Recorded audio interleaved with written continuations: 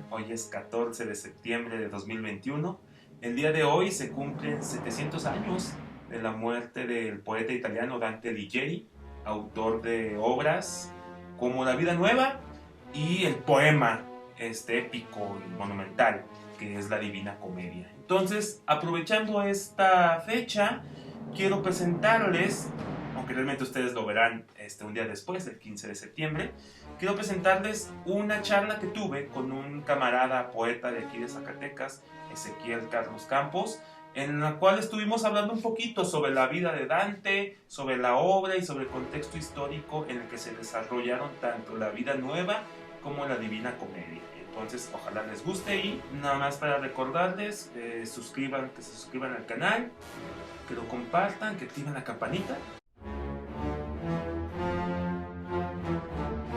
Bueno, vamos ya, 7:30. Buenas noches. Vamos a empezar este programita que decidimos realizar porque el día de hoy se cumplen exactamente 700 años de la muerte del poeta Dante Alighieri. Y pues, antes de iniciar y presentar a la persona que va a estar conmigo, pues nada más decir que este programa, no, lo hacemos realmente este programa, número uno, porque pues tenemos esta afición por la lectura, por Dante Alighieri, hemos leído, en mi caso, la Divina Comedia, el caso de Ezequiel que me acompaña, ya se aventó la Divina Comedia y la Vida Nueva, y pues simplemente lo que hemos decidido es realizar una pequeña charla para pues platicar de estos 700 años y charlar un poquito sobre la obra, la trascendencia de la obra de Dante Alighieri, también un poquito de contexto histórico, sobre todo por la Divina Comedia, que tiene muchos elementos que están completamente relacionados y están también directamente relacionados con lo que pasó, los disturbios y los problemas políticos que vivía la Italia de finales de la Edad Media y ya empezando o rozando el Renacimiento. Entonces esta va a ser una charla no de especialistas, somos simplemente unos lectores aficionados a Dante, y pues bueno, si alguien gusta hacernos comentarios, preguntas, ahí está la caja de comentarios, también vamos a leer los comentarios que nos lleguen, las preguntas también que nos lleguen, y está conmigo el camarada Ezequiel Carlos Campos, pues va a charlar conmigo, también estudiante de letras también, unas generaciones abajo de conmigo, también estudiante de letras, autor de varias obras poéticas, entre ellas las Crónicas del Desagüe, si es del Desagüe, ¿verdad? Si lo dije bien. Entonces, más bien es crónica, nada más, Crónica del Desagüe. Crónicas del Desagüe, perdón.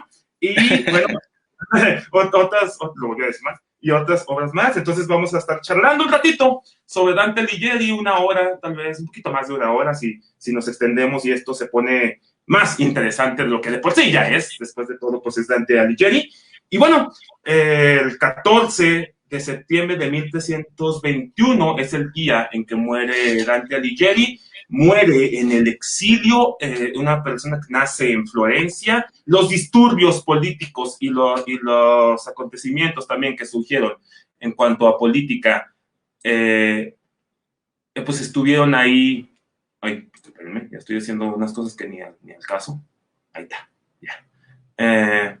Los disturbios y los problemas políticos que surgieron hicieron que Dante al final fuera exiliado de la ciudad de Florencia, jamás regresaría a ella, y en su exilio comenzó a escribir la Divina Comedia. Pero no solamente la Divina Comedia es la única obra del poeta, de este gran poeta, tiene otras obras, la Vida Nueva, por ejemplo, y otros textos también, poesía, por supuesto, que hizo, incluso textos ahí políticos que llegó a hacer. Y es interesante cómo este personaje, este poeta, porque es lo que fue, este poeta, no se quedó solamente en cuestión de las letras, sino que también fue una persona que quiso, o que más bien militó políticamente en la Italia, en la Florencia de la época en la que él vivió. Una persona que estaba completamente cercana a la política, en que incluso estuvo en batallas en por lo menos 2 batallas estuvo presente. Por supuesto que no fueron unos muy buenos recuerdos, él mismo lo menciona, sin embargo estaba ahí, estaba completamente, pues, convencido de los ideales políticos que él tenía y esos ideales lo llevaron a combatir. Obviamente esto fue a la par de su obra como autor, pero antes de hablar como tal de las obras, La Vida Nueva, la Divina Comedia, toda la influencia que nos ha dado la Divina Comedia y cómo esta obra ha sobrepasado 700 años de la muerte de Dante y aún siguen apareciendo nuevas lecturas, nuevos ensayos, trabajos académicos, trabajos no académicos sobre la obra de este autor, lo cual nos deja muy claro, pues, que estamos ante un poeta de los importantes. O sea, no es por nada, yo lo comentaba con varios amigos y ahí en varias publicaciones, no es por nada esto que digan que es el poeta. O sea, realmente es uno de los grandes poetas y se nota completamente en la Divina Comedia. Pero antes que eso, bueno, me gustaría empezar con la siguiente pregunta, y bueno, con tu opinión, obviamente, Ezequiel. ¿Por qué debemos leer a Dante en la actualidad? ¿Qué tiene Dante que nos diga a nosotros, personas que vivimos en el siglo XXI?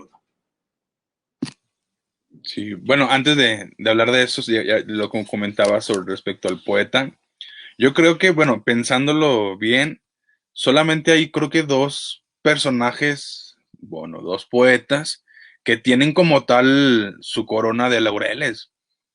O sea, Dante en su figura, en sus ilustraciones, en sus pinturas que le han hecho sobre él, siempre aparece con su corona de laureles, al igual que Petrarca. Entonces, son los dos poetas que yo recuerdo que tienen ese corona de laurel, y eso significa mucho, simboliza mucho, o sea, significa que son los poetas, ¿no? O sea, entonces, por eso yo creo que, pues, obviamente es uno de los grandes de la historia desde mi punto de vista, y aún así, pues es el poeta, obviamente, de Italia, ¿no? O sea, de un país, de una lengua, que bueno, ahorita ya vamos a hablar más de eso.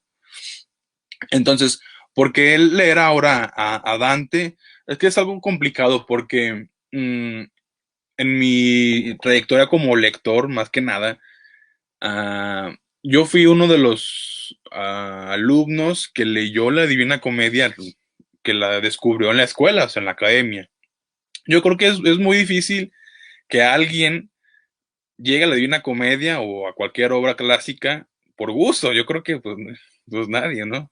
Es muy complicado. Pero entonces, aquí está el problema, ¿no? Que siempre hemos dicho respecto a la educación, al sistema educativo que tenemos, de cómo inculcar la lectura con estas obras tan, pues, colosales, muchas veces tan extensas, tan complicadas, que hace, pues, simplemente odiar la lectura, ¿no? Entonces, es un proceso como nosotros como lectores, al llegar a un autor y apasionarnos tanto con un autor. Entonces, yo creo que también te pasa a ti con tu paso con Dante o con otros autores que, pues, de verdad quieres fue ese, descubrirlo primero, odiarlo primero, que yo la verdad, la Divina Comedia fue de que no sé, yo no quiero saber esto, la verdad no me interesa hablar de ángeles, hablar de demonios, hablar así como algo muy religioso, pero en el transcurso del tiempo empecé a descubrir su valor, pues, literario, su valor histórico, su valor, tanto que sí que ahora, pues bueno, soy un gran fanático de la obra de Dante, pero fue un proceso, digamos, de suerte, el sentido de volverme a encontrar después con ese libro, ya no solamente en la academia, hablando de la prepa, sino que ahora en la universidad fue cuando me tuve que topar con él, tuve que hacer cosas sobre Dante y empaparme un poco más, ¿no? Sobre su excelente y pues muy rara figura, no, ya no solamente histórica, sino también literaria, y llegar hasta donde estamos ahora, ¿no? A una lectura ya más de placer ahora por él, de regresar siempre que se puede y leerlo como si fuera pues la primera vez, en el sentido de como de siempre descubrir cosas nuevas. Entonces, bueno, ¿por qué leer a Dante? Yo creo que es uno de los poetas que con un solo libro, llamémoslo así, con un solo libro, abarcó prácticamente todo el conocimiento de su época, que es una época que tampoco pues no está tan distante la nuestra, queramos o no. Estas cuestiones religiosas están muy actualmente. Esta concepción del infierno, que a lo mejor ya no es como él lo hacía, pero hay mucha gente que cree en el infierno, ¿no? Por ejemplo, que cree que va a ir al cielo, cosas así.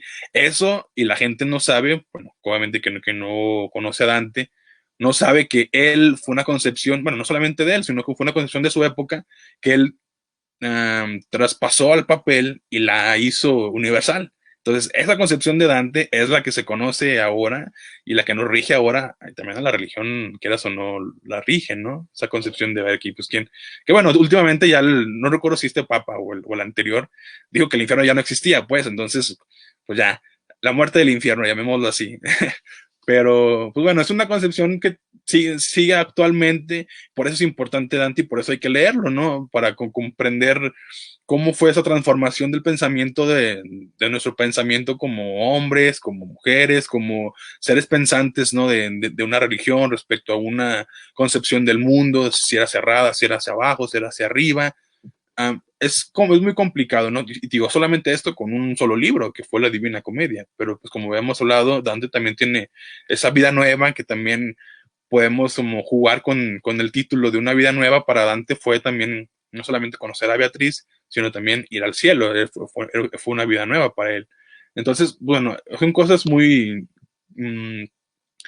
extensas de hablar, pero ¿por qué hablar? ¿Por qué retomar la pregunta? ¿Por qué leer a Dante? Porque creo que no se lea todavía, es un autor que es inabarcable, que siempre que lo leamos vamos a encontrar cosas y cada vez yo creo que mientras más pasa el tiempo, los lectores actuales van a ir comprendiendo o reinterpretando una obra tan importante que quién sabe, ¿no? A lo mejor en algún punto llega algún teórico, llega algún lector nuevo a abarcarnos otra nueva definición del infierno de Dante y pues bueno, no sé, son como cosas como que muy, que están arraigadas en mis gustos que yo quisiera hacer algún día, ¿no? Enfocarme en el infierno, empezar a hacer interpretaciones o cosas así.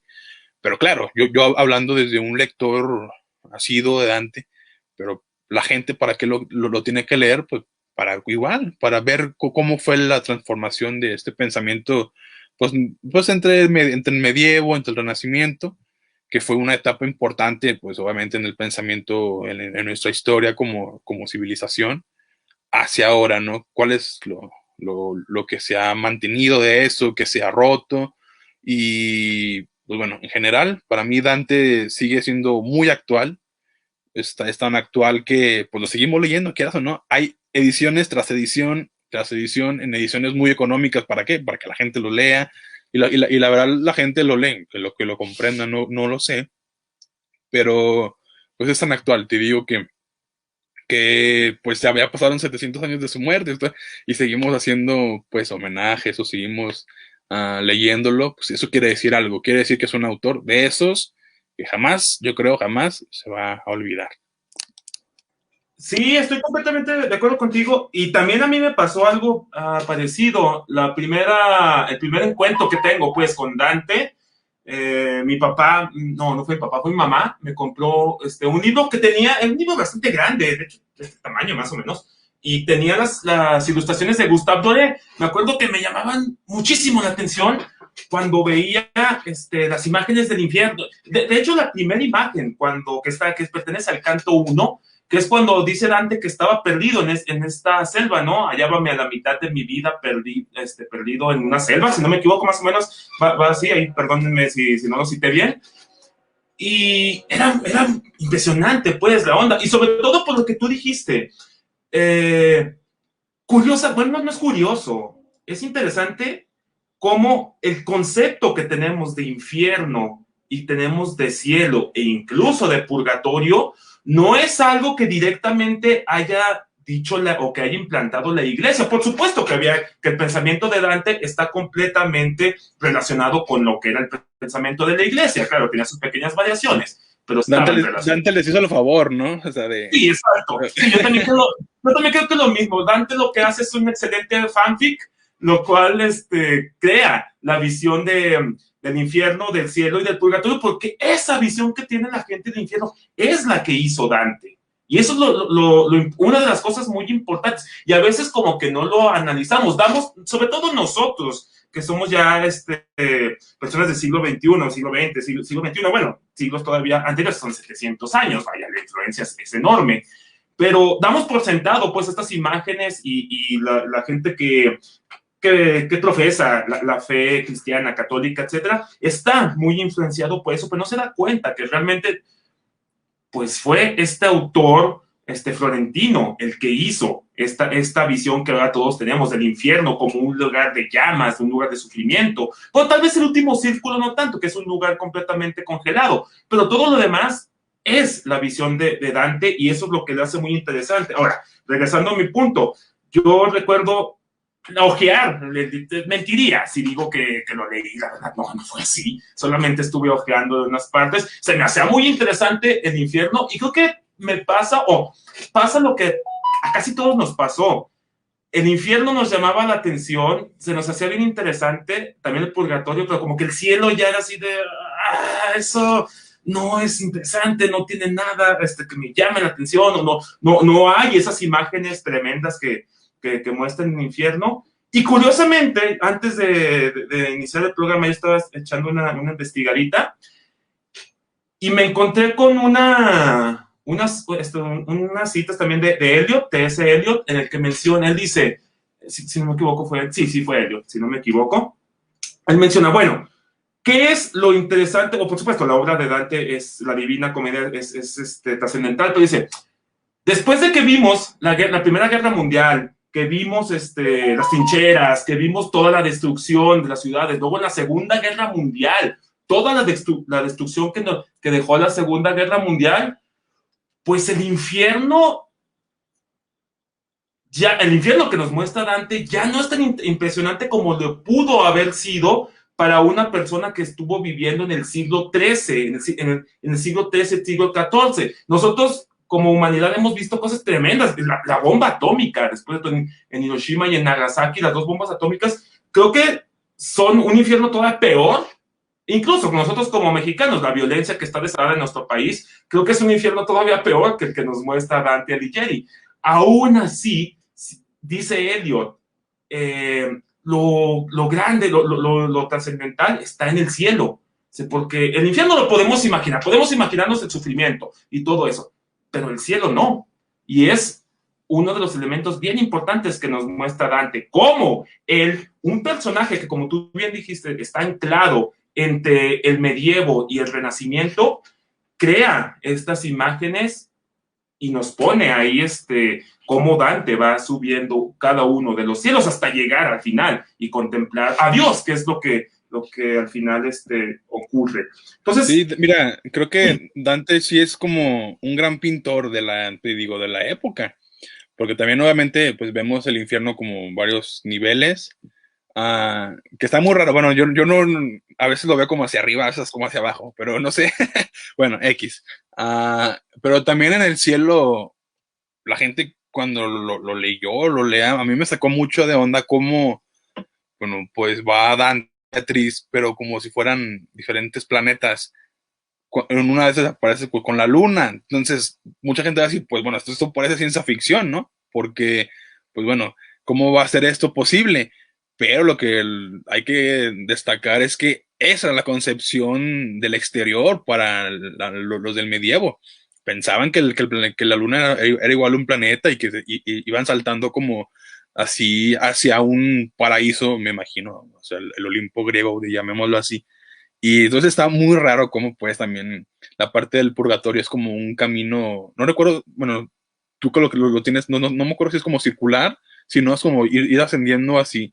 Entonces es una concepción muy interesante de cómo hasta ahora también nosotros lo llamamos hasta en frases hechas como de que bueno, estoy en camino hacia el infierno, cosas así que pues ahí está, es Dante, queramos o no, esa influencia que ahora en el siglo XXI nos deja, ¿no? De cómo también, bueno, ahora sabemos que nuestro sistema solar no es tanto como ellos lo pensaban, pero es igual parte de ahí. Y sigue siendo, yo creo, un sueño del hombre, o sea, cuando fue el alucinaje en los 60, fue igual, yo creo, el sueño de Dante al ir a ir ascendiendo, ¿no? Ir descubriendo nuevos caminos, ahora sigue Marte y bueno, es como quizá en siglos más van a ser otros planetas y es prácticamente el mismo camino que hizo Dante en su Divina Comedia, ¿no? Entonces, pues es interesante cómo se logra como a conjuntar la realidad con la ficción, y una ficción pues muy vieja, que vamos o no, o sea, son muchos años de eso,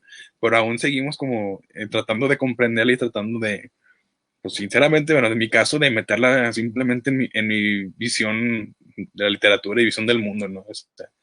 Y aparte también, Sí, bueno, hablando de lo que Dante es un buen pintor, pues también a Dante es un gran muso, pues, sabémoslo así, porque gracias a también Dante, la figura del poeta es tan importante, pues, por las ilustraciones de Doré, por lo que hizo Botticelli, lo que han hecho todos. Yo creo que en cada punto importante de la historia, después de su muerte, ha habido artistas que han retomado su obra y que por eso se sigue teniendo tanta importancia, porque, y no se ha dejado morir por lo mismo, porque siempre se retoma él, ¿no? Desde un punto de vista distinto, entonces, pues por eso yo creo que um, es importante seguir retomando a Dante aún todavía, ¿no? En la actualidad.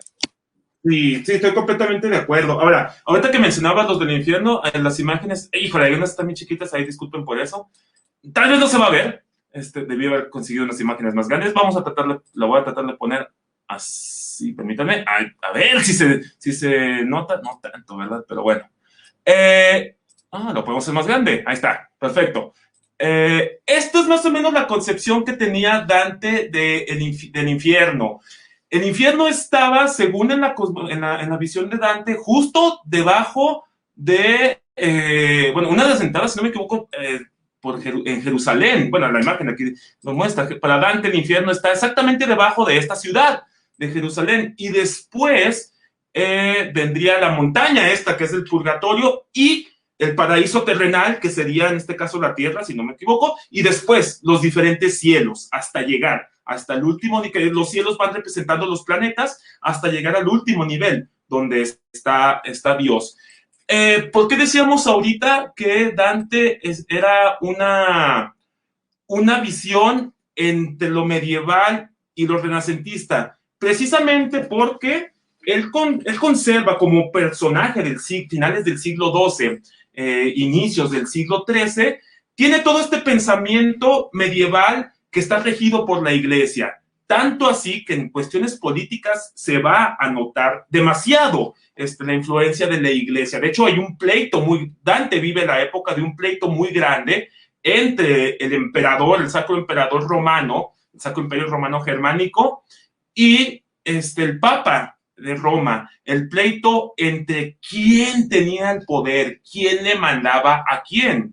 Y en este caso también, de forma un poco no tan velada, quién es el que está más cercano a Dios y quién está realmente llevando la voluntad de Dios. Podemos mencionar así, Dante estuvo inmerso en esa batalla y por eso también la Divina Comedia, el hecho de mostrarnos el infierno, el por qué los personajes están los personajes que escoge, tanto mitológicos como históricos, están en el infierno, los que están en el purgatorio y están en el cielo, responde a esta visión de Dante. El inicio de la obra, como lo mencioné hace ratito, nos dice mucho: hallábame la mitad de mi vida en medio de una selva oscura, me parece, un bosque oscuro, no recuerdo muy bien. Es mismo, está perdido, el personaje se siente perdido y está transitando caminos que no son los que lo llevan realmente, o que los que la concepción de la fe le muestran. Ahí ya estamos viendo una idea bastante cristiana. Ya había ocurrido el cisma, sí, ya había ocurrido el cisma. Entonces, en este caso creo que está católica, no tanto cristiana, más bien católica. ¿Y dónde está la parte? Bueno, obviamente todos los pecados, todas estas imágenes responden pues a un Dante completamente medieval en la visión de la iglesia. Pero también está esta parte renacentista. ¿Y cuál es esta parte renacentista? Precisamente la forma en la que rescata los mitos. Cómo va mostrando los mitos grecolatinos, porque se nota, yo lo platicaba contigo, hace unos meses, mencionábamos que se nota que Dante conocía casi a la perfección la tradición grecolatina, tanto los mitos como las lecturas, los diálogos de Platón y los otros tipos de lecturas. El poeta sabía sabía exactamente el mundo en el que estaba viviendo, comprendía ese mundo grecolatino y logra en parte asimilarlos algo. Por eso está Caronte, por eso aparecen muchos bestias mitológicas, aparece el Minotauro, aparecen los centauros, aparecen, ¿qué más? Me voy acordando. Los titanes están también cuando van a entrar a la ciudad, a la parte más profunda del infierno, están ahí los gigantes. O sea, Dante bebió de toda esta tradición grecolatina y la colocó en su obra, lo cual todavía no estamos en la época del Renacimiento como tal, pero él es un perfecto, un perfecto prólogo al mundo renacentista. No podríamos entender el Renacimiento sin Dante Alighieri, creo yo. No sé qué opinas tú. Sí, no, tanto así que pues está la figura central bueno, una de las figuras centrales de la Divina Comedia, que es Virgilio, pues un poeta pagano. ¿Eso qué quiere decir? Dante conocía a la perfección pues la época clásica, perdón, la época antigua, tanto así que pues toma a un poeta de la antigüedad, que supongo que era el más apreciado por él pues en su vida, y lo toma como un guía, ¿no? Un guía que pues eso simboliza mucho. ¿Qué pueda simbolizar? Pues que también la época, la época antigua iba también de un camino que supongo podemos llamarlo que Dante fue un visionario para llegar al Renacimiento, de cómo con Dante, bueno, Dante y Virgilio se va la época antigua y Dante siendo, bueno, veámoslo de esa manera, Dante siendo como un puente hacia el nuevo camino, ¿no? Que es el Renacimiento. Entonces sí está interesante cómo se van entrelazando pues este tipo de conocimientos, ¿no? El antiguo, del medieval y todo eso. Bueno, entonces, retomando un poco de lo que cuentas, fíjate que a mí lo que siempre me he preguntado y que pues, obviamente pues hay que ser sinceros, ¿no? Yo no, por las cuestiones políticas que no son como mucho de mis favoritismos, no he indagado más, no sé si tú sepas, yo creo que estaría interesante descubrirlo entre nosotros, que sí está, ok, era la época en que todavía estaba el imperio de Constantinopla, ¿no? ¿Cómo se llamaba ese? Estaba, El, sí, imperio, el imperio, el bizantino, bueno, sí, el bizantino, el imperio bizantino, que obviamente, por ejemplo, en sus monedas del imperio bizantino, eran, en un lado tenían a Dios, obviamente, y en el otro, en el reverso, estaba pues el que es emperador. rey, el emperador, perdón, el emperador, siendo una comparación con Dios. Entonces, por eso era tan importante el emperador, porque era como pues lo que ahora es el Papa. Y obviamente, pues estaba la contraparte, que eran los güelfos, ¿no? Unos blancos y otros negros.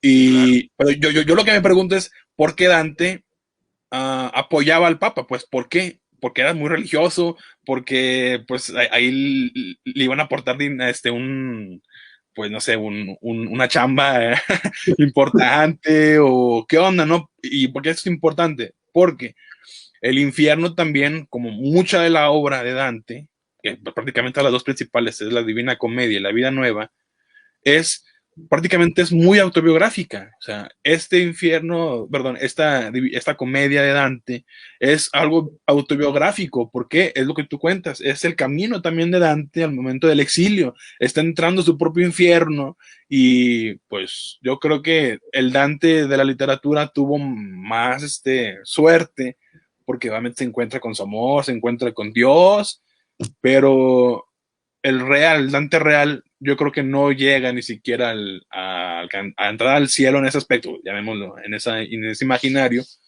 porque no vuelve a Florencia, jamás muere en el exilio, muere pues prácticamente, pues, pues como, no sé, como un político, un poeta que pues era reconocido obviamente, pero ahí quedó, ¿no? O sea, entonces es el camino, pues, también de Dante, esta comedia, algo muy autobiográfico, en el que también, pues, obviamente, encontramos las cuestiones clásicas, antiguas de la época, pero también está su vida, y eso es muy importante. Por eso muchos filólogos también entran, no solamente, obviamente, hablando del lenguaje, también entran en la cuestión autobiográfica. ¿Por qué? Porque no conocemos mucho. Sinceramente, de la vida de Dante se conoce muy poco. Se conoce más por él. Entonces, ¿cuánto es verdad, cuánto es mentira? Pues no sé. Pero por eso Dante es una figura importante y literaria, porque lo que se descubre está en sus libros. Tanto así que ahorita, si hay oportunidad de hablar, está lo de Beatriz, también que no se conoce. Ni siquiera, si en verdad era esa Beatriz Portinari o era otra,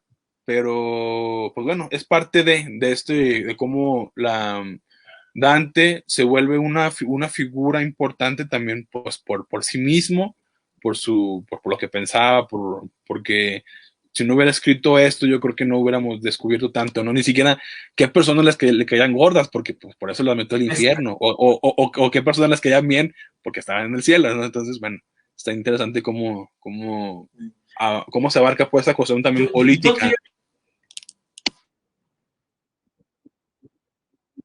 Sí, fíjate, qué bueno que mencionas eso.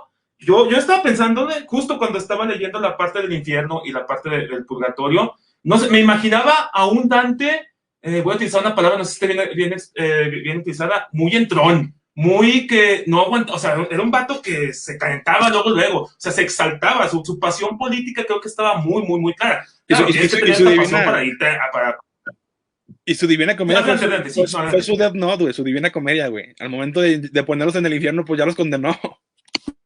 Sí, claro, y sobre todo, porque es lo que te decía, o sea, yo creo que era una persona, por supuesto, que estaba muy echada para adelante, no cualquiera se mete a un campo de batalla y defiende sus ideales, también eso hay que tomarse en cuenta, pero también es que hablando específicamente de la Divina Comedia, podemos entenderla de muchas formas, obviamente muchísimas lecturas, la literal, la histórica, porque ahí están muchos personajes históricos como tal, la alegórica y otras lecturas más que podemos darle. Ahora, mencionabas lo de la historia, porque sí, está muy relacionado, en este caso más la Divina Comedia que la Vida Nueva, con la historia de Dante Alighieri. Pero antes voy a hacer un pequeño paréntesis porque voy a checar los mensajes que nos llegaron, porque si no están llegando mensajes,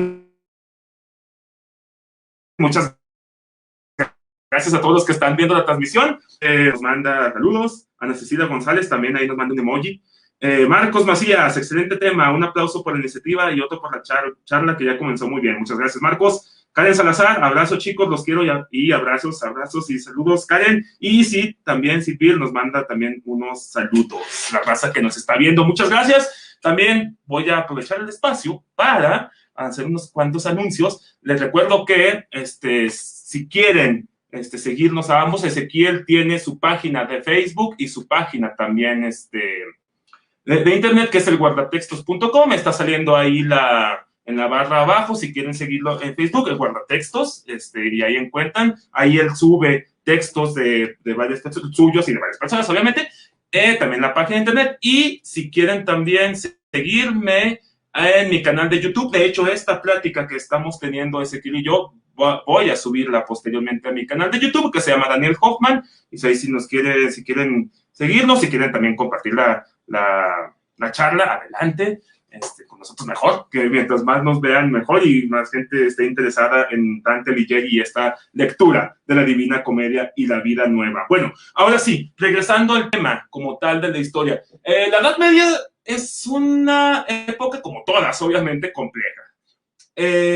Mencionaba hace ratito que había un pleito entre el emperador y el papa. Estamos viviendo al final, bueno, es un pleito bastante añejo, no me voy a detener en explicarlo todo, obviamente. Básicamente, el pleito consistía en quién le mandaba a quién.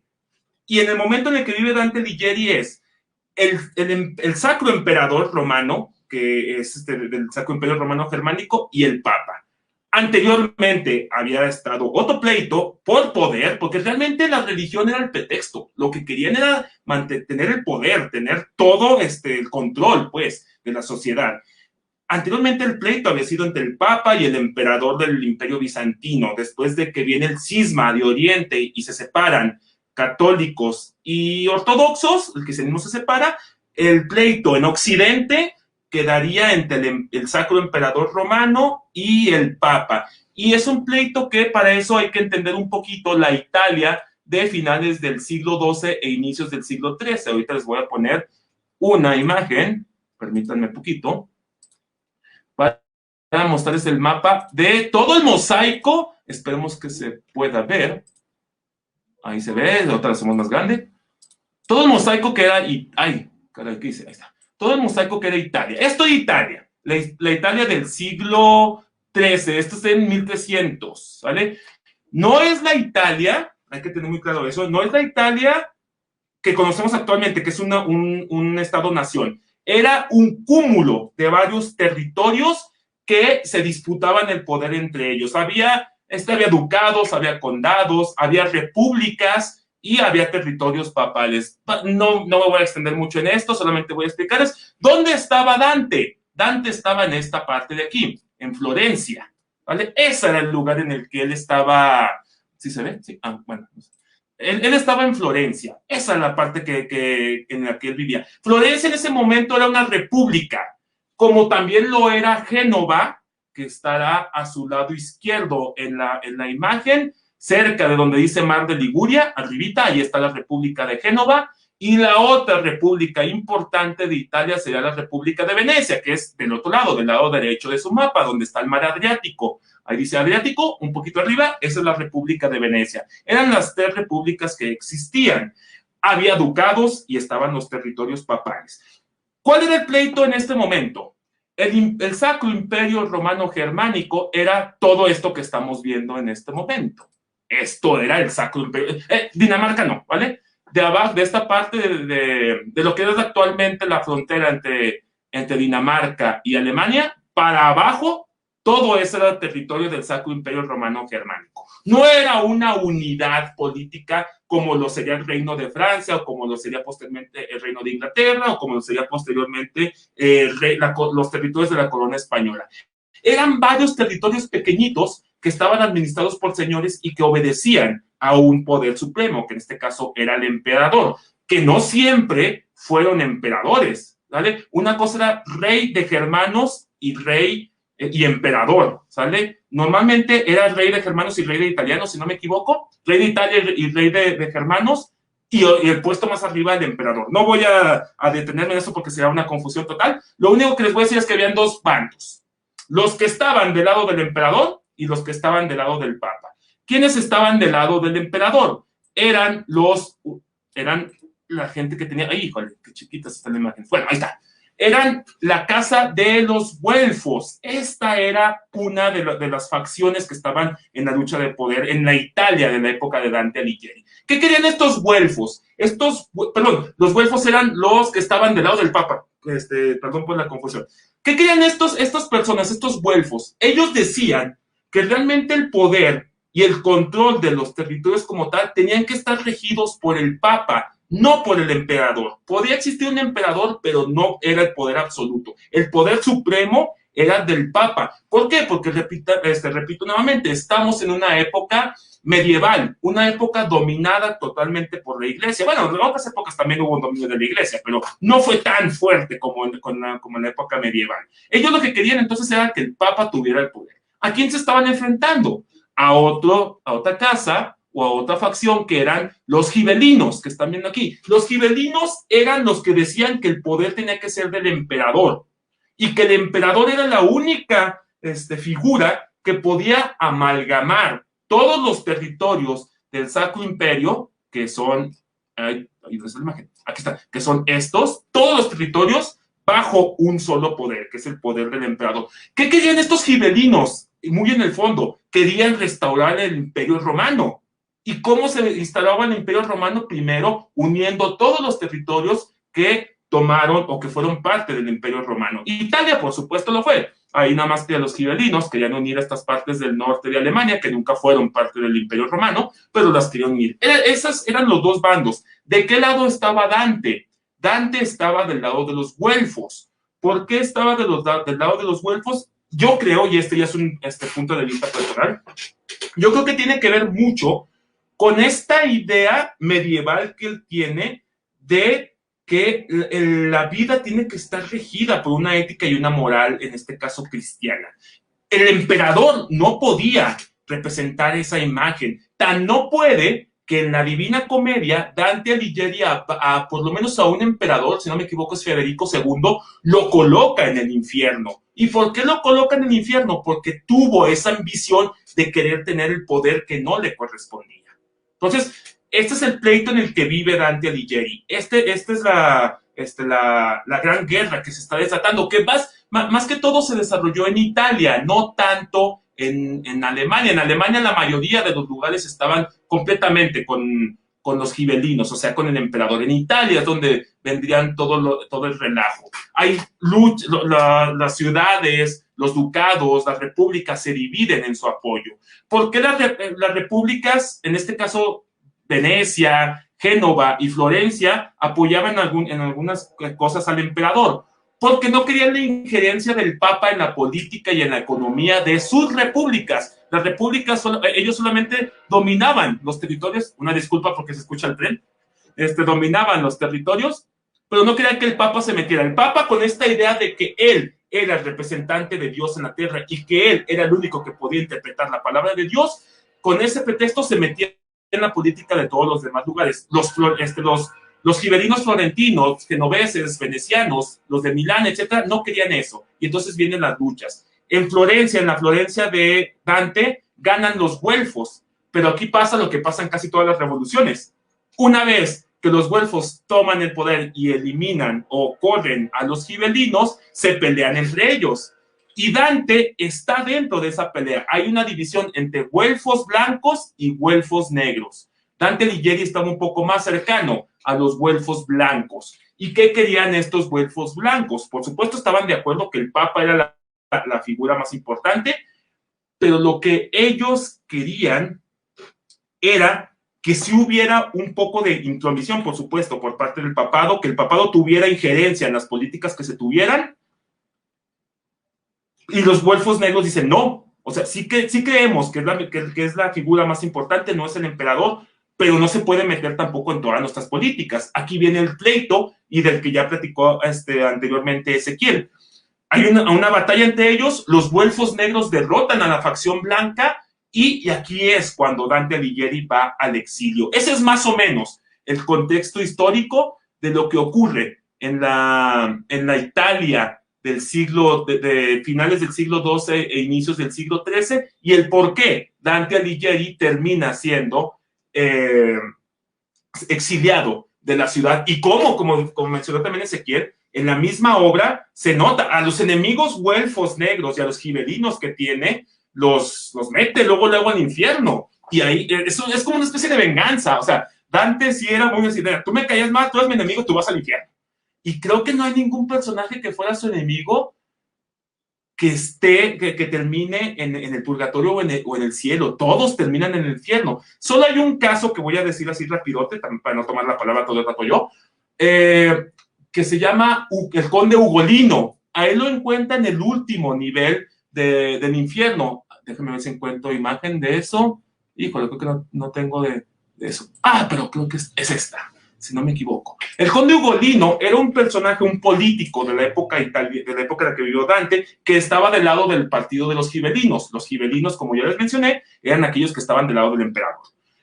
Este hombre, la leyenda dice que lo agarra, bueno, la historia dice que al derrotar los gibelinos lo meten en una torre junto con sus hijos, sin alimentarlos, sin nada. Entonces la desesperación hace que Ugolino mate a sus hijos y se los coma. Es un sacrilegio, obviamente. Para empezar, está cometiendo, está faltando los mandamientos, está asesinando, y también está cometiendo un sacrilegio muy grande, que es comer carne humana. Cuando Dante lo encuentra en el cielo, por supuesto que lo culpa, le dice que él es parte de esta facción que está equivocada, bla, bla, bla, pero después creo que es la única parte, o una de las partes en las que Dante llora, porque en cuenta la desgracia de ese personaje, y dice, a pesar de que tú eres mi enemigo, no creo que te merecieras tanto.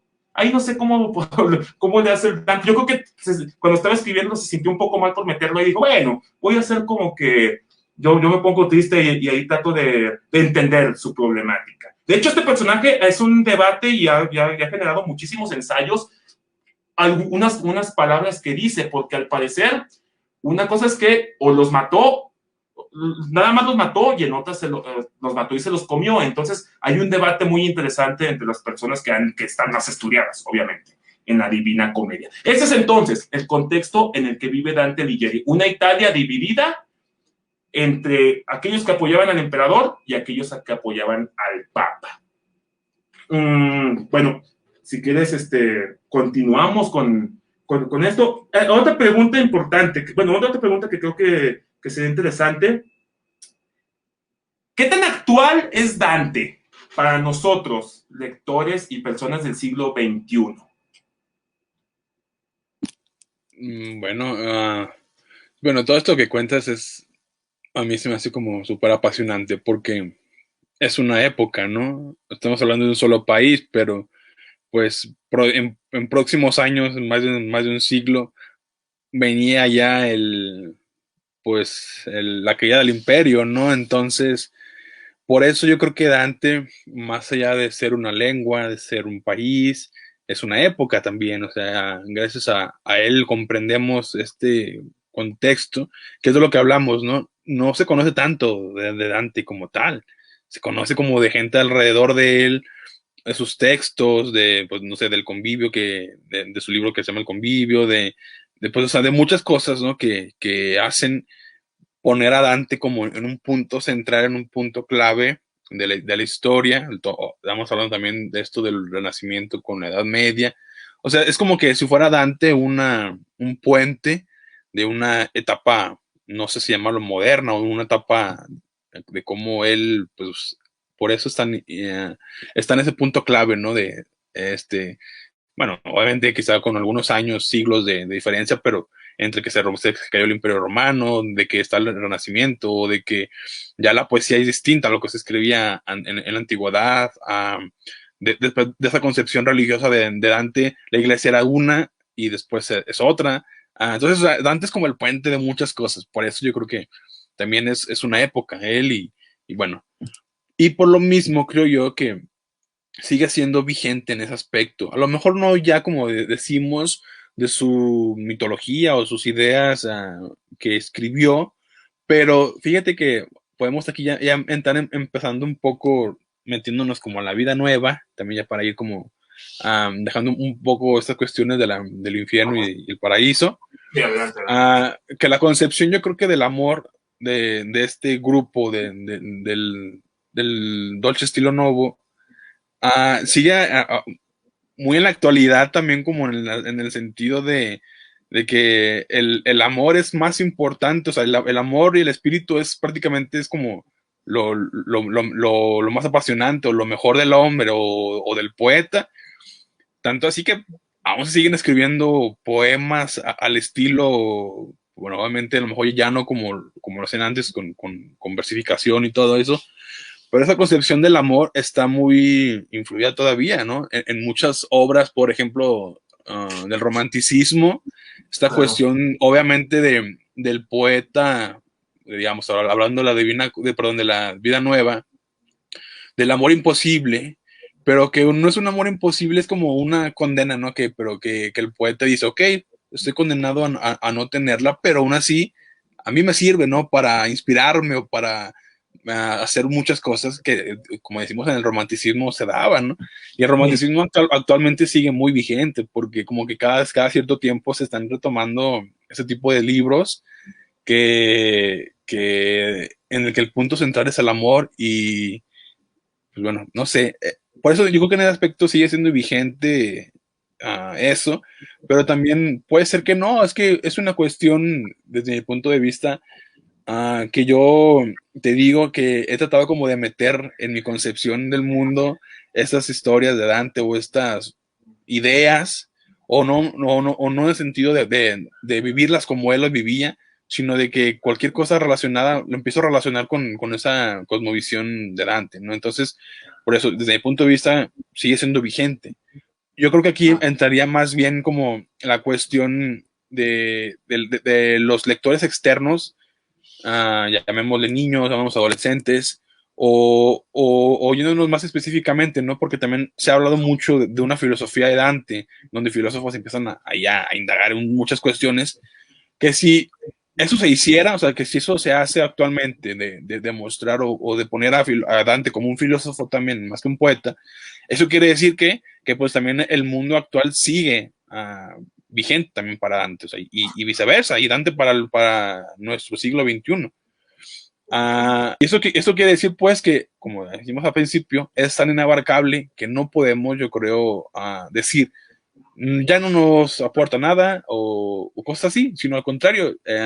Yo creo que mucha gente, bueno, Dante es como de esos autores queridos, que no sé si haya como gente que no le guste, pero en cuestiones de gustos se rompen, ¿no? Pero su figura siempre ha sido muy importante y yo creo que por eso se sigue leyendo y estudiando con esa pasión porque es una figura que tiene algo, que tantas cosas que no se pueden abarcar, uh, aún así tengamos el conocimiento del siglo XXI. Y yo creo que está bien porque, como te digo, siempre descubren cosas nuevas. Hace rato platicábamos que descubrimos documentales que, bueno, ni yo ni tú habíamos visto, que cuando los vi, bueno, en mi caso los vi, dije, no manches, está increíble cómo no sabía esto. Y cosas así, igual muchos ensayos respecto a la filosofía en Dante, que pues, no voy a hablar de esto, pero decían, no manches, está muy increíble cómo se logra interpretar todavía las ideas de alguien que vivió hace 700 años o más de 700 años como si fueran actuales, ¿no? Entonces, yo creo que ahí está, que la academia lo sigue utilizando porque saben que tiene mucho que aportar y por eso lo seguimos leyendo, por eso si siguen haciendo tantas ediciones de la Divina Comedia, tantas versiones, yo creo que hay versiones, miles de versiones, unas más buenas que otras, obviamente, otras más buenas en prosa, más buenas en verso. Por eso yo creo que, que nosotros como lectores queremos llegar a Dante con ese tipo de lecturas económicas o caras, lo que quieras, especializadas o no, pero lo que queremos es eso, es conocer a Dante, porque de verdad, creo yo, para la gente que nos está viendo, uno como lector cambia su Sí. percepción del mundo al momento de leer a Dante. Obviamente otros autores pasa lo mismo, pero ahora estamos hablando de Dante y pues por eso yo creo que es importante y vigente. Porque yo creo que si lo leyéramos todavía y ya no nos dijera nada, diría que pues ya no tiene que aportar nada. Pero al contrario, eso pasa al revés. Lo leemos, en mi caso, y cada vez más encuentro cosas de que analizar o hablar o no sé. Esperemos que le pase lo mismo a la gente que nos está viendo, que nos vaya a ver.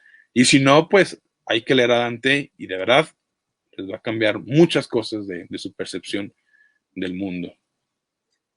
Sí, estoy completamente de acuerdo también. Luego también está esta idea de ver a Dante solamente como este personaje de su tiempo que hablaba de cuestiones religiosas. Y regreso un poquito a la Divina Comedia. Pensamos en la Divina Comedia, el hecho del infierno, del purgatorio, del cielo, y pensamos en solamente en este discurso de la Iglesia Católica, en este caso.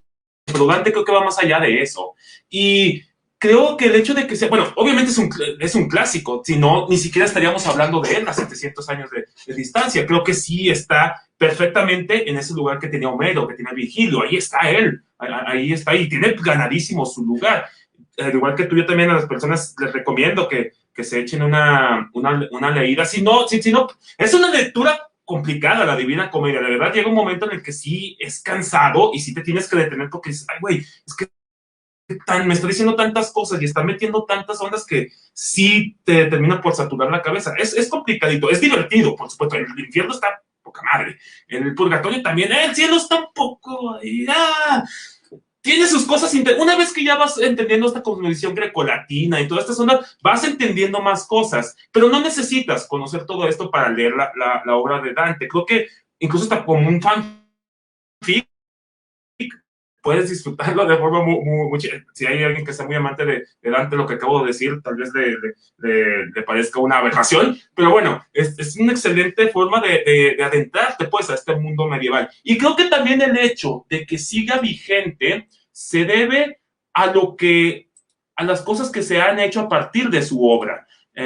Supongo, si aquí hay alguien que sea gamer, supongo que estará familiarizado con esa imagen que está ahí, que es el videojuego de... voy a quitar esto. Ahí está. que es el videojuego de Dante's Inferno, que salió ya hace un buen rato. Iban a ser las 3 partes, supone que iba a ser Dante's Inferno, Dante's Purgatory, y imagino que Cielo de Dante o algo así. Al final lo cancelaron, pero si tienen chance de jugar ese, la verdad se la van a pasar muy, muy, muy padre. Obviamente, difiere mucho de la obra. Para empezar, el personaje que está ahí es Dante, y Dante no era exactamente así. Pero de todas maneras es una adaptación bastante interesante, cómo nos va mostrando a partir del videojuego muchas cosas que sí están en la obra. Por ejemplo, nos encontramos con personajes. Sale Cleopatra, a la cual aparece en el canto, si no me equivoco, en el segundo círculo, cuando es que son las almas atormentadas en una especie de como tornado, torbellino, y ahí se la encuentra junto con Marco Antonio. Sale Alejandro Magno, sale también personajes históricos, sale personajes también de la tradición cristiana, Judas, por ejemplo. ¿Quién más? Bueno, varios personajes más. Yo creo que por eso también es la trascendencia de Dante, porque después de todo, y en el sistema en el que se vive, es un excelente material para obtener ganancia. En este caso, el videojuego puede servir a empezar. Y claro, a partir del videojuego tú puedes interesarte en la obra y leerla. También está una versión que hicieron para este videojuego, que es una especie de película animada. También está una película que, bueno, al menos yo no he visto, no sé si tú has visto, Ezequiel, ya de las primeras del cine en blanco y negro que se hicieron, de la Divina Comedia, que también ahí tienes, es cine mudo, pero también las famosas imágenes de Gustave Doré están representadas en esta película. Y como dije, es un clásico. Después de todo, como clásico, a pesar de la distancia, nos está diciendo algo. Yo insisto con esto, es una obra, en el caso de la Divina Comedia, no tanto la Vida Nueva, es una obra que no podemos interpretarla desde el punto de vista literal. ¿Cuál es la historia, el nivel literal de la Divina Comedia? Bueno, un personaje que se encuentra perdido por las acciones que ha hecho, voy a quitar esto, discúlpeme, por las cosas que ha hecho se encuentra perdido en una selva, se lo encuentra Virgilio, y gracias a la intermediación de la mujer que ama, de su musa, por así decirlo, Beatriz, va a hacer un recorrido a través del infierno, del purgatorio y del cielo para tratar de cambiar el camino recto que ha perdido. Esa es, digamos, la versión literal. Ahí es, pues, obviamente, otro tipo de interpretación. ¿Qué significa el viaje de Dante como tal? Más allá de que sea por intervención de Beatriz, ¿qué significa su viaje? ¿Por qué es Virgilio? Esto es una pregunta interesante. ¿Por qué es Virgilio el que lo guía? ¿A qué se debe? Yo siento que viene aquí la idea de Dante, obviamente Dante un italiano, no como Italia, como Estado-nación que conocemos actualmente, pero una persona que vivió en Italia. ¿Y cuál es el pasado inmediato de Italia? Es el Imperio Romano. ¿Y cuál es como poeta? ¿Cuál es su antepasado, por así decirlo, directo? Pues Virgilio, la Eneida. Esa es la gran influencia de él. Por eso Virgilio lo está guiando, y no es Homero, porque no es una onda griega, es una onda más en cuestiones romanas, latinas, por así decirlo. Y cómo a través de esta historia va cambiando, no solamente la visión de Dante, sino también la persona que lo va guiando le va mostrando ciertas cosas. Van a quedar muchos elementos en el tintero, no vamos a poder decir todo, pero sí la importancia, pues, de leer a Dante Alighieri. Ezequiel, no sé si quieras comentar algo más sobre la Vida Nueva. Nos estamos enfocando mucho en la Divina Comedia. ¿Algo más que nos quieras comentar de la Vida Nueva? No, bueno, yo creo que, pues, bueno, Francisco Montes de Oca en un prólogo a La Vida Nueva dice que pues ese libro, esa obrita, como él lo llama al principio, en el primer poema, en el inicio, pues es de las menores, pues es la mayor, ¿no? O sea, es como también la contraparte de Dante, en el sentido de que, pues, gracias a ese libro, yo creo que por eso es importante, a lo mejor, es que el libro en sí es algo muy extraño en la época, porque según eso, él tenía varios poemas que dijo, ok, bueno, tengo que unirlos, ¿no? Y fue cuando empezó como a empezar a hacer algo en prosa, contando una historia para poder unirlos con esos poemas.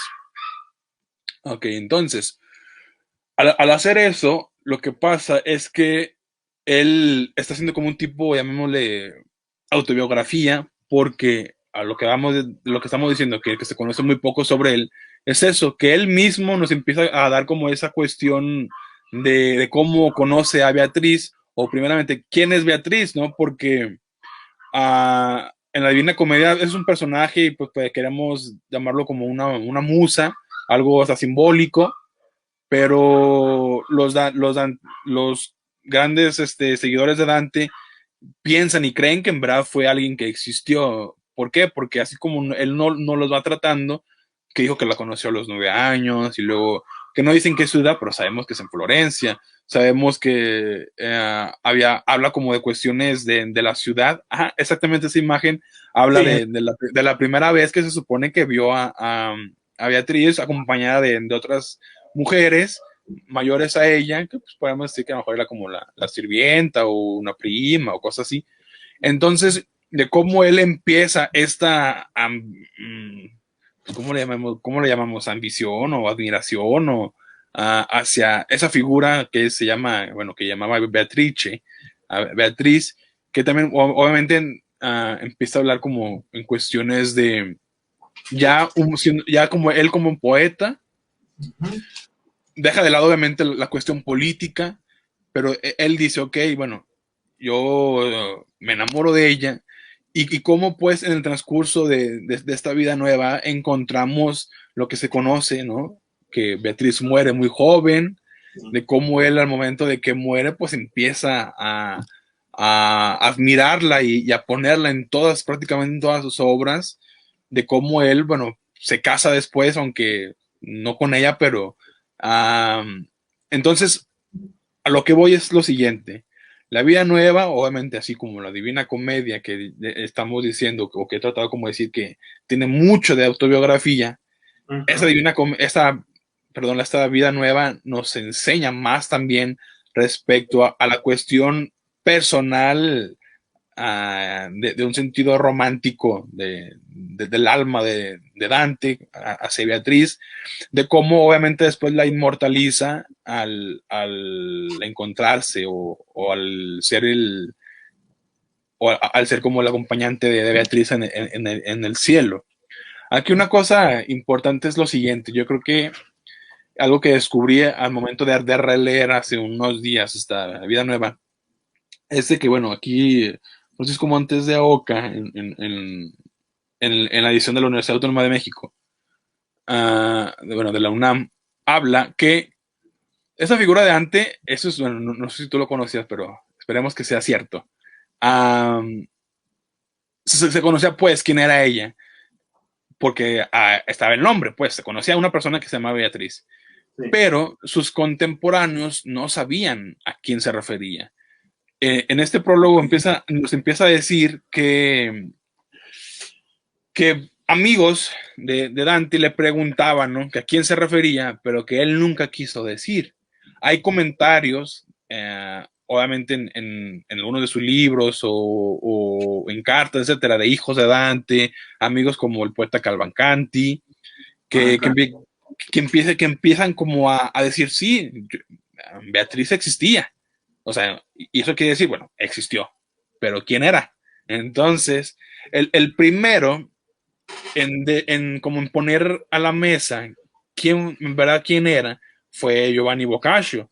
Al Sí, momento de escribir el tratado, el breve tratado en alabanza a Dante, que es prácticamente la primera biografía sobre Dante, que le hizo, pues, bueno, otro gran escritor italiano, Boccaccio, en donde él dice que de una muy buena fuente, que prácticamente es una familiar de un familiar de Folco Portinari, un barquero, supongo que obviamente era conocido, era como pues importante, ¿no? O sea, económicamente de la ciudad.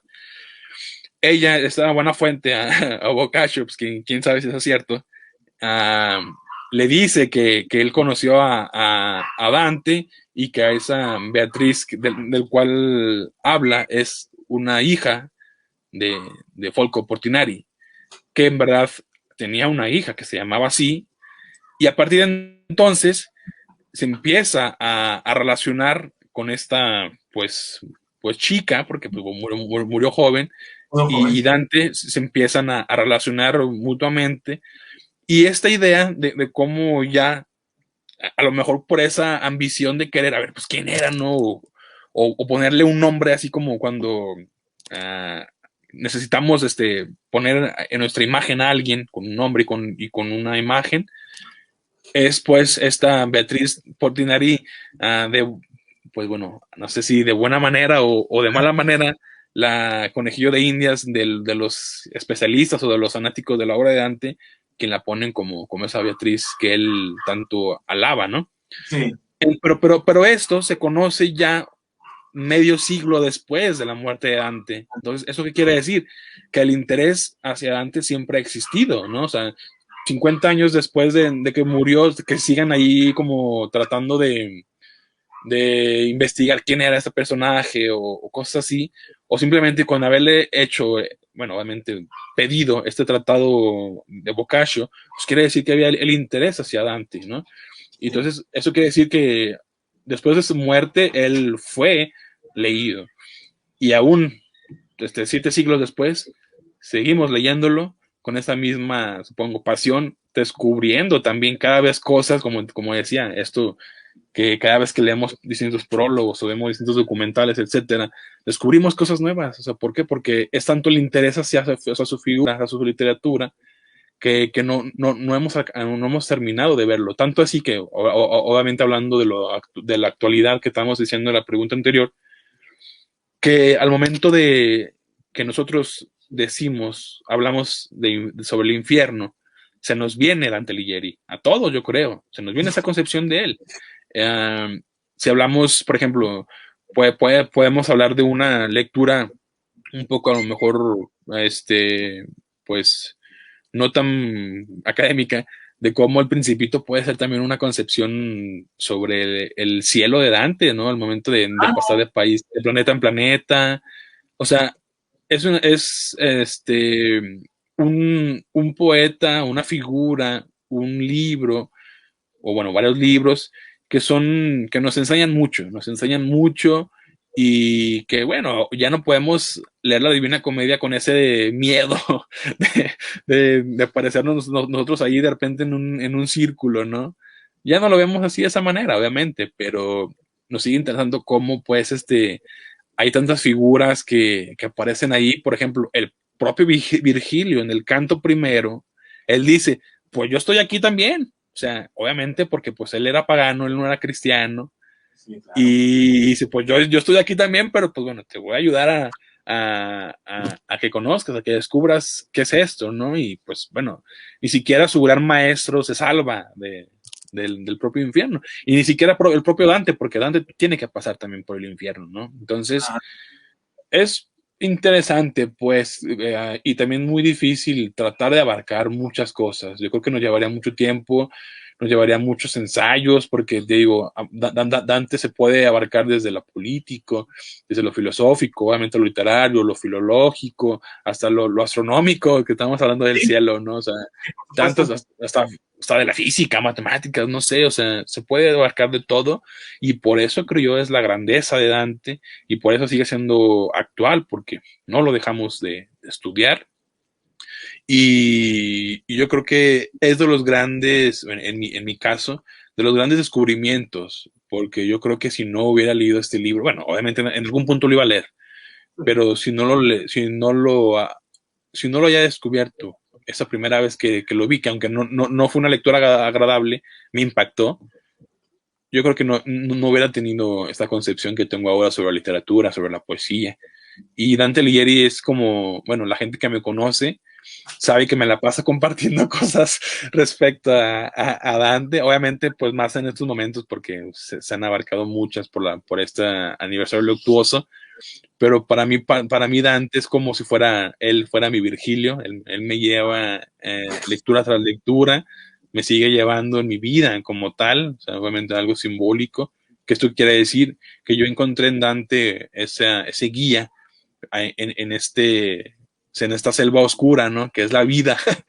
Y como, bueno, poco a poco me sigue llevando y pues bueno, ojalá que me lleve allá donde está Beatriz, porque no, no quiero no quiero encontrarme ahí con muchos personajes en su infierno. Entonces, te digo, yo te agradezco muchísimo que me hayas como, primeramente, invitado y también obviamente hablando que hace algunos meses tenemos la idea de hacer esto.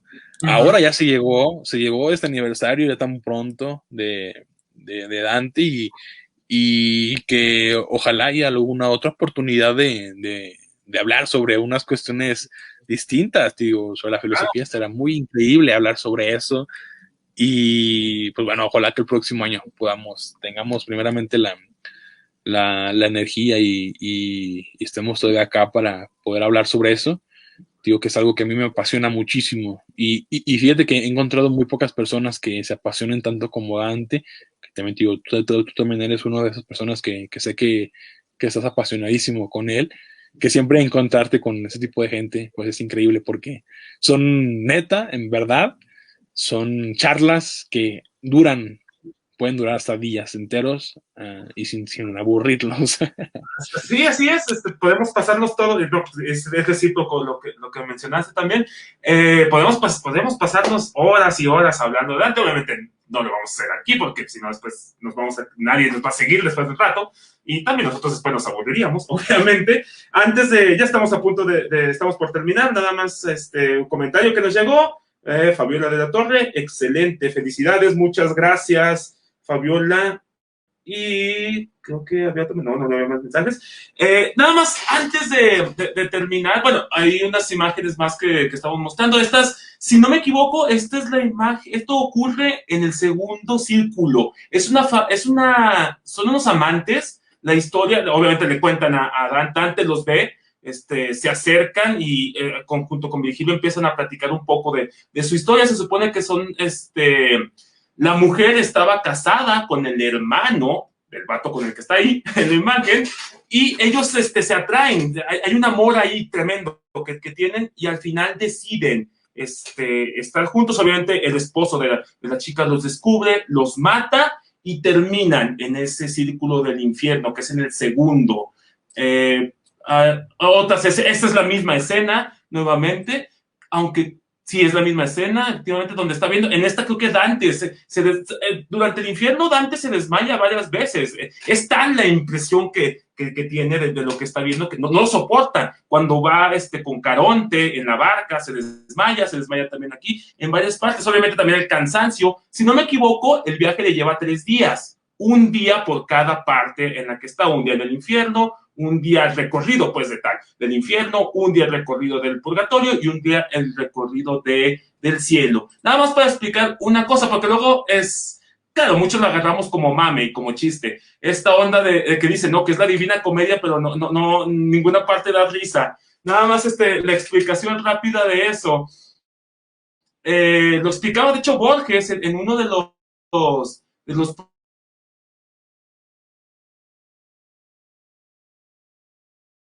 muy bueno ese prólogo, por cierto. De hecho, yo lo leí, déjenme compartir, en mi versión que tengo chafita bueno, chafita, es de Gandhi, de la Divina Comedia. No tiene ese precio, ese número lo puse yo. Ahí menciona que se le llama, de hecho, se llamaba la comedia. El que le pone Divina Comedia es Boccaccio, que tú precisamente lo acabas de mencionar. Boccaccio es el que después sí, le da precisamente en ese tratado lo dicen. Sí, claro. Le da esto y ¿qué es exactamente o por qué Divina Comedia? Hay que entender también muchas cuestiones del mundo grecolatino. Nada más para dejarlo así rapidote. Los géneros como tal que existían en el mundo antiguo no son los que tenemos ahora, que es cuento, novela, ensayo, bla, bla. No, realmente eran 3. Era la épica, la dramática y me falta uno, épica, dramática y lírica, que si no me equivoco es la poesía. Bueno, los 3 eran poesía. Ahora, ¿por qué es comedia? Porque en el pensamiento grecolatino, las tragedias estaban pensadas como historias en las cuales el personaje tiene un destino, el cual, por más que trate de evitar, no lo va a lograr. Claro que puede tomar ciertas decisiones, pero todas las decisiones que tome lo van a precipitar, quiera o no, a ese final que nunca es bonito. De hecho, siempre es malo, es trágico, como bien está el nombre, es doloroso, sangriento muchas veces, la mayoría de las veces. Entonces no podía poner la tragedia, porque realmente la historia, la comedia es totalmente lo contrario, no es esta onda de estar completamente supeditado a un destino que ya no podemos salirnos de él. Dante, a diferencia de una tragedia, Dante sí termina bien su historia. Ve a Beatriz, quien tiene muchos años muertos, lo vuelve a contemplar. De hecho, hay una parte, si no me equivoco, es en el primer canto o en el primer canto del cielo o en el último canto del purgatorio, cuando se encuentra con esta Beatriz, y Beatriz le pone una regañiza de aquellas. O sea, el vato hasta se siente mal de la regañiza que le pone, de lo mal que se está guiando. Nuevamente, en este pensamiento muy medieval, él se está alejando de los dogmas y de las ideas que debe llevar un buen cristiano. Beatriz le pone una regañiza con esto. Aún así, la termina viendo, está contemplándola, y no solo eso, al recorrer el cielo, contempla a Dios. Entonces termina bien. Por lo tanto, no se podía llamar, no puede ser una tragedia, es una comedia, porque él termina contemplando la verdad, que la verdad en esta idea es Dios, y también al amor de su vida, que es esta Beatriz. No van a quedar muchísimas cosas en el tiempo, obviamente, ya llevamos un buen ratito, ya estamos por terminar.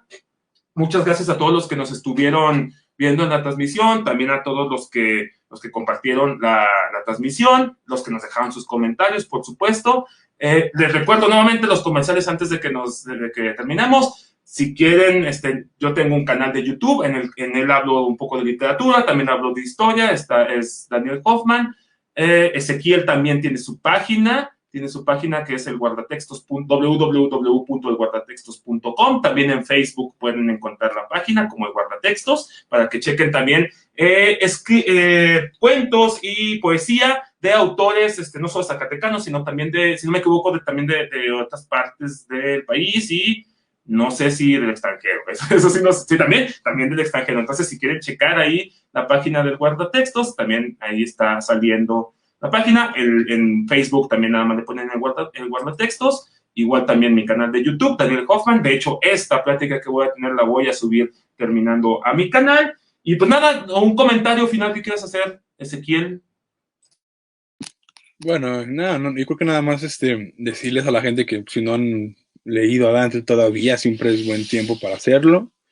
Les digo que siempre les va a cambiar la concepción del mundo, y más como lectores, porque pues muchas obras literarias o de la historia de la literatura pues abarca Dante, y en general es eso. Estoy la verdad muy contento que hayamos podido cristalizar esta charla, que tenemos tanto tiempo que la queríamos hacer, y que si hay oportunidad, pues podemos hacer algunas otras cosas. Digo, te decía que a mí no me gusta mucho la pantalla, bueno, respecto a la cámara, pero hablar de literatura, pues para mí es como, pues bueno, eso lo hablo conmigo mismo todos los días. Entonces, pues qué mejor que hablarlo con alguien, y a lo mejor ahí en el exterior hay algunas personas que le interese esto, que tú como docente, pues sabes que siempre que alguien encuentra el gusto por la lectura, por algún autor, pues bueno, es importante, ¿no? Es como que ya hiciste mucho por el mundo,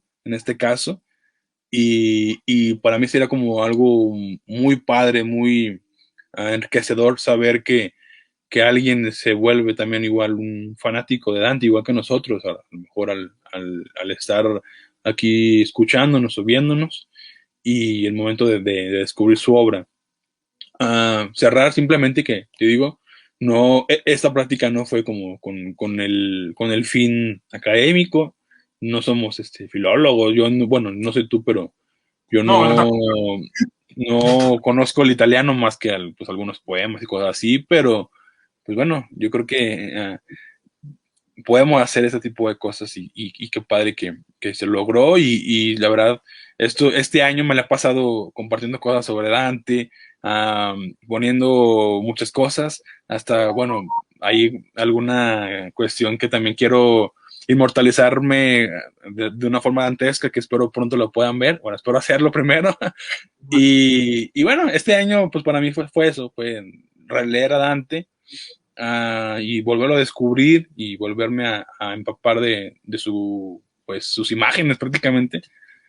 Que bueno, en este año que también, bueno, es un año pandémico igual que el 2020, Sí. leer al infierno yo creo que fue como, fue algo muy increíble el descubrir que el infierno es todo el día, es todos los días, es nuestra vida, así como fue la vida de Dante en este aspecto del exilio y todo eso, pues es un infierno que siempre vivimos y que pues, esperemos encontrarlo, como te digo, un guía que nos lleve por el camino, por el mejor camino, ¿no? Digo, no creo que todos tengamos la suerte de Dante, de encontrarse con Beatriz o con Dios, pero bueno, ahí queda. Y pues te agradezco muchísimo que me hayas invitado y a la gente que nos estuvo viendo, pues gracias por aguantarlo y esperemos, si no lo han leído, como digo, léanlo y pues bueno, a ver, ya habrá oportunidad de platicarlo en otra manera si les gustó o no les gustó.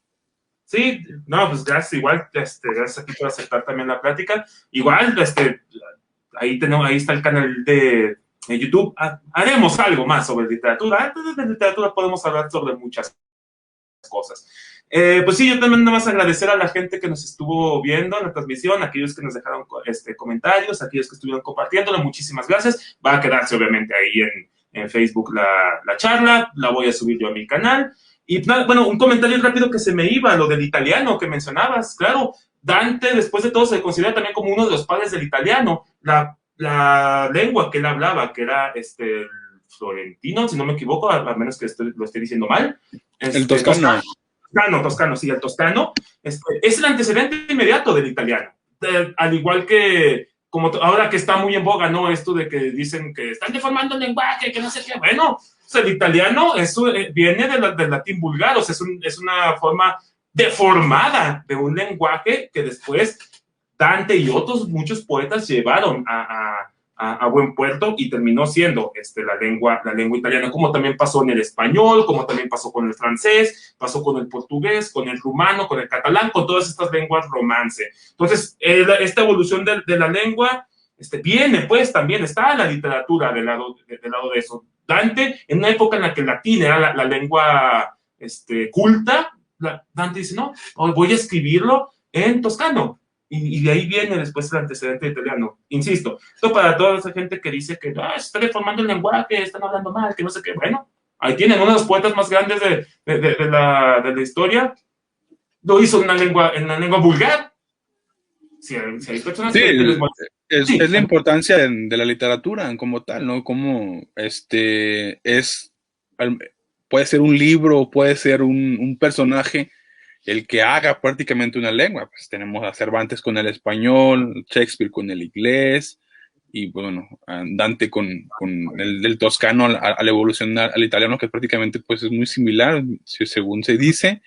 Y es sí, eso, es la importancia digo, de la literatura, en este caso de Dante, para Italia, pues imagínate, ¿no? Es el poeta de la patria, pero aún así también para nosotros, como una figura como él, en el exilio y todo eso, logró consolidar no solamente una obra, sino una lengua, un país, una época, y pues por eso la importancia de Dante, ¿no? No hay que dejarlo ahí a un lado, porque muy pocos, digo, como Cervantes, como Shakespeare, no sé en Francia como cuál es el caso, o en Alemania, en Rusia, por ejemplo, pues está Pushkin, son de los grandes claro. autores por algo. ¿Por qué? Porque no solamente por lo que escribieron, por su conocimiento, por sus ideas, sino también por su forma en hacerlo y en el rompimiento de lo que estamos hablando de la lengua, ¿no? De cómo, pues sí, Claro. está una lengua que se impone, obviamente en una época en la que siempre había alguien arriba, cómo llega esta persona y desde una cuestión vulgar en el lenguaje, llega y rompe, ¿no? Y eleva otra cosa. Es interesante también todo eso de la cuestión lingüística y por eso, pues bueno, Dante, de tantas cosas, es también muy importante. Sí, ya nomás ahora sí ya para terminar, los últimos mensajes que nos llegaron, Valeria Errante dice, yo me sé algunos antecedentes filosóficos, inviten, nos hubieras puesto, Valeria, pero luego después también podemos aventarnos algo, ¿por qué no? pues Pues hablamos bueno, de esas. estamos en el año de Dante, entonces el año todavía Sí, tiene o sea, unos meses. no se termina en esta fecha. Podemos hacer una segunda plática sobre Dante ya en cuestiones filosóficas. Y fíjate, está bien, deberíamos organizarlo. Sí, deberíamos hacerlo. Y bueno, Valeria, gracias por la plática. No, de nada, gracias a ustedes más bien por escucharnos.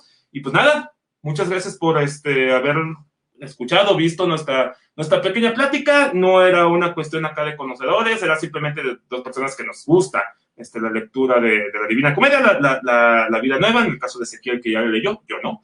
Pero pues, queríamos hacer nuestros comentarios y pues nada, muchas gracias a todos por los que nos vieron y vamos a organizar esa para hablar de nuevo de filosofía de Dante. Y a ver si la próxima semana, igual lo podemos hacer, las 2 semanas, la próxima semana, 2 semanas, ya veremos y hacemos el programilla.